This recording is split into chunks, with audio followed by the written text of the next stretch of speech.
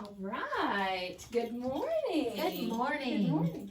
I'm very excited to be here today. So if you're watching this video, this is going to be a session we're going to have. My name is Mrs. Newkirk, and some of you may know I am the school social worker here at Lena Dunn. I also work at another school at Veal, but this is my Lena Dunn office. You guys are kind of taking a little virtual tour. And this session, each time that I come on and you're watching this, it is called Helping Others. The idea of this is that we are connecting with people, adults, not only adults, but also children. So the first couple times I do this, several times, I'm going to be interviewing adults in our building. And they may be adults that you know, they may be adults that you don't know. But the cool thing with this is I want you to see, I'm going to ask them a set of questions. It's going to be the same questions each time. And I want you to see if you have something in common with that person. Maybe you have the same amount of siblings. Maybe you have some of the same interests. So I think it's going to be a lot of fun hearing from different adults and some things that they're interested in that we may have not known about. And as we go on further with this, I am going to be taking volunteers. I would like to get students in here. I want them to sit in that seat, and I want them to share some things about them because I think it'll just help us kind of unite as a building and learn more about each other, which is some of my favorite things to do. All right, so to get started, I'm really excited. We have our fearless leader, Ms. Lobeck. Hello. Thank you. You're Thank you welcome. for coming. I know you have a very busy schedule. So before we get started, I do want to thank you. I think that we have had a great couple of days. I mean, but I want to thank you because I feel like you have spent endless time on scheduling and in making sure that we felt comfortable so that our students feel comfortable. So that's, I mean, I'm serious. I really appreciate everything you've done. Thank you. So that's a lesson too.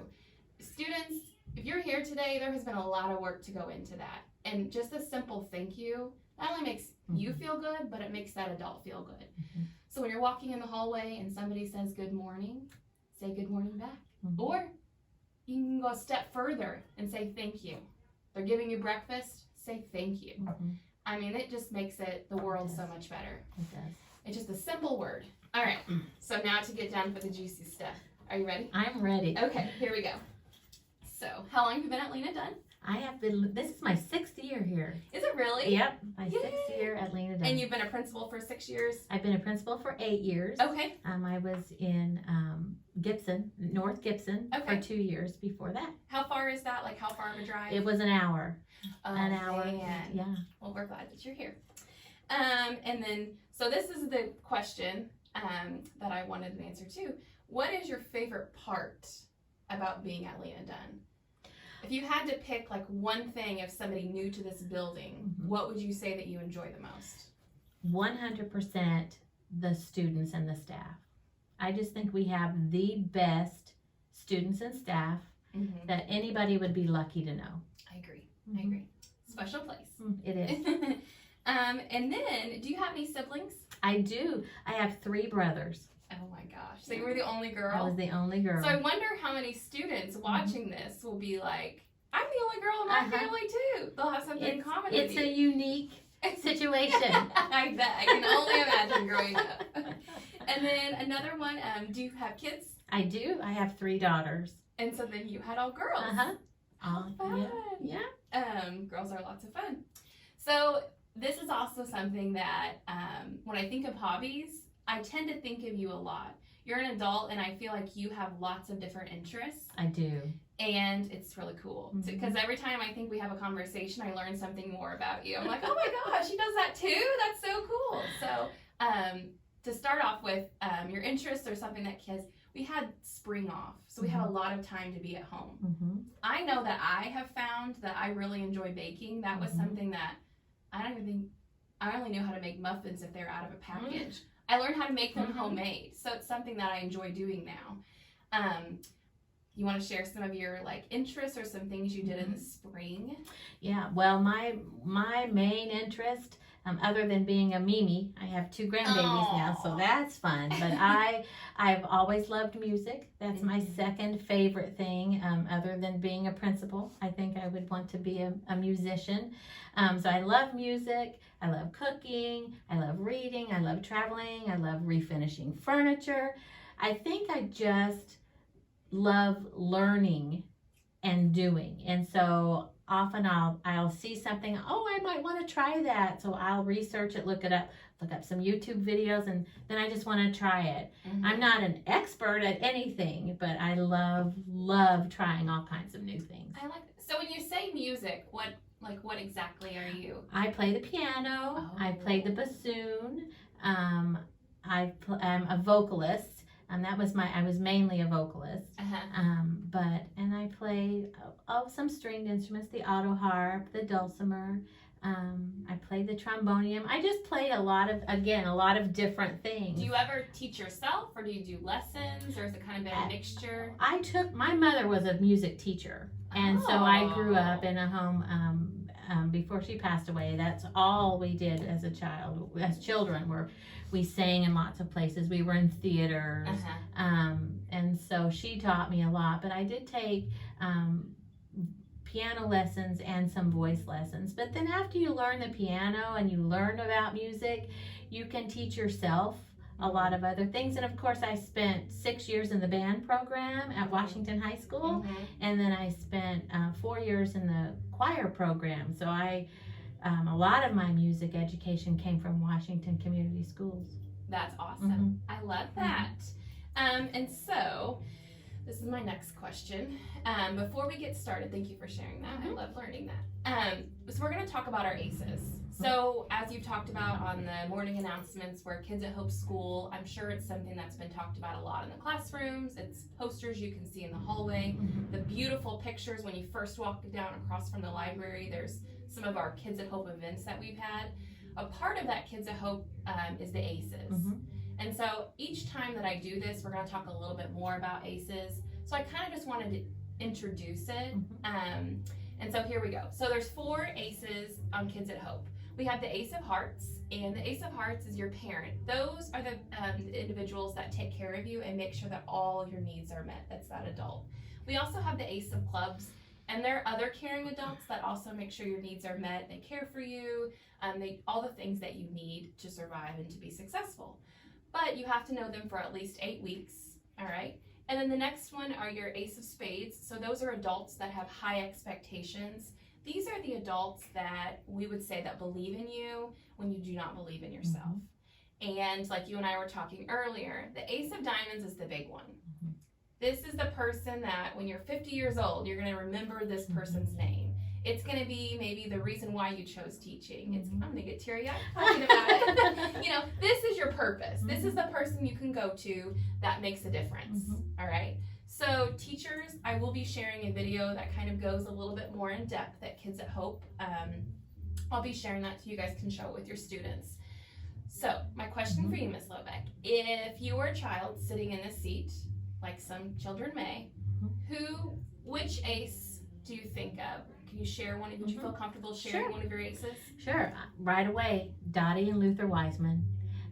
Those are, I've known them since I was 2 or 3 years old.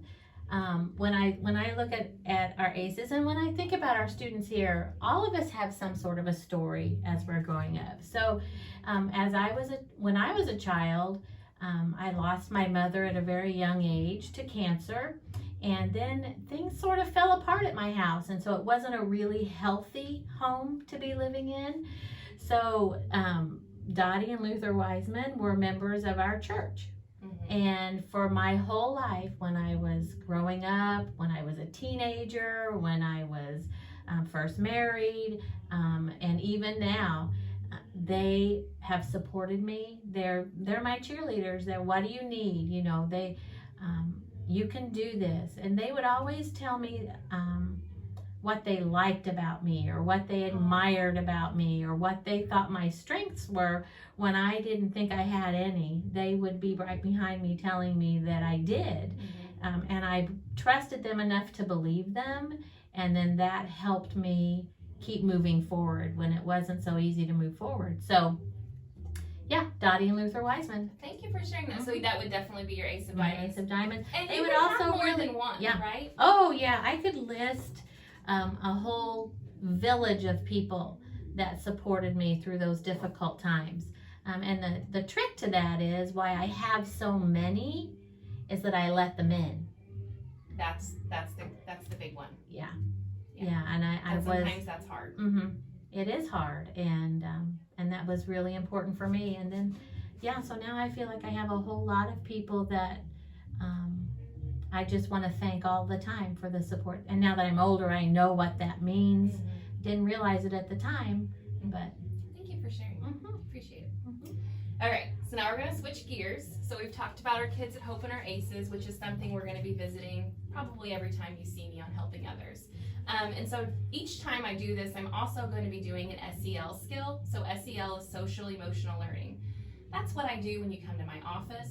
That's what I do when I come to the classroom. We are learning skills to keep us safe and to also keep us in control of our body and our actions. And that's what I do, essentially. And so I'm going to have a skill. It might be a technique we're going to practice in my office at the end each time, or it may be an activity. Today's the first one, and it's kind of my classic activity. If you've been to my office, you've done this activity. If you did e-learning and you did my spring virtual lessons, you did this activity, which I do appreciate all of those that did that. So we're going to do this again. This is an activity you can do over and over. I have done it so much with students that I sometimes do it in my head. And it's a staple one. You can do it all the time. And it is in your control and out of your control. We're living in a world now where there's some things that are very much out of our control. And if we focus on those things that are out of our control, it can be overwhelming. It can make your chest hard to breathe, your mind racing, you could have trouble sleeping at night. There are so many things it can turn into. So you have to kind of look at it at a different angle. So there are things that are definitely out of our control. And as you're a child, there's probably going to be more things that are out of your control. But the cool thing in that is when you get older is you have a little bit more choices. And as a child, you also have some choices too. So we're going to share, and I asked you to tell me 2 things that are in your control and 2 things that are out of your control. And teachers, this is an activity that I strongly encourage you to do with your students. If you have somebody who's struggling, get a piece of paper, make a big circle in the middle. In the middle could be things that are in their control, and on the outside could be things that are out of their control. So middle is in your control, outside is out of your control. So you want to share some of yours? I do. All right, here All we right. So what do you want first? Out of control? We'll do out of control. We'll end positive. All right. So out of control, I put COVID. It's the thing that has turned us all upside down right now. And so I can't see it. I can't control it. And it's there. It's there. And the other thing that I really can't control are the behaviors of other people. I can't force people to behave in a certain way. I can't force people to react in a certain way. And so what they do is out of my control completely. Wish you can. Sometimes, yeah. Yeah. So now tell me some things that are in your control. In my control is my behavior. You can stick that in the middle. This one? Yep. In the middle? Yeah. My behavior. And that's what I do. I'm in control of all the time. How I treat people, how I respond to what they're doing, how I respond to their behavior. My behavior as far as dealing with COVID. Am I going to wear my mask? Am I going to wash my hands? Am I going to not put my fingers in my mouth? Those are the behaviors that I can control to attack the thing I can't control. True. So my behavior is always the thing in any situation. How I respond is the biggest thing I can control. Thank you. And the other one is my attitude. And that one I learned when I was a new mom with little children at home. And I learned right away that how I woke up my babies in the morning was going to set the tone for the whole day. If I went in and said, it's time to get up, everybody get up, then we could maybe start the day not in a good way. But if I come in and good morning, or we play some fun music, and I set the tone with my attitude, and that was a great lesson for me to learn. And it's still true today, especially in your job, personal life. I mean, it kind of goes across the board. Well, I just want to tell you that I have enjoyed. You're my first ever guest. Oh, that's an honor. Yay! Kicked it off with you. So I do want to let students know that I plan on doing more of these, and I want to interview another adult, and so we can learn a little bit more about others. But if I do have some students who are interested, to let your teacher know, and I look forward to interviewing people and learning more and helping us connect with each other. Thank you. Thank you for coming today. It was fun to be here. Thank you.